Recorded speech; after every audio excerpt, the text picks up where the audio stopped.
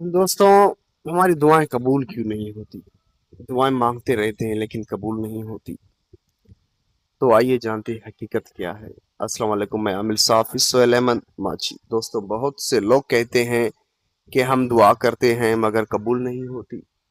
سب سے پہلے یہ سمجھ لیں کہ اللہ تعالی ہر دعا سنتا ہے، لیکن قبولیت کی صورتیں مختلف ہو سکتی ہیں۔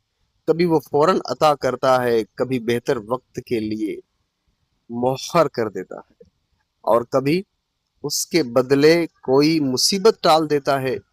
پھر کچھ رکاوٹیں بھی ہوتی ہیں۔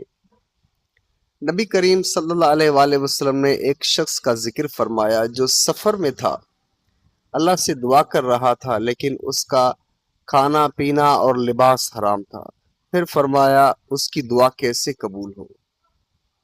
اسی طرح گناہوں پر اصرار، حقوق البات کی پامالی، جلد بازی اور اللہ پر کامل یقین کی کمی بھی قبولیت دعا میں رکاوٹ بن سکتی ہے۔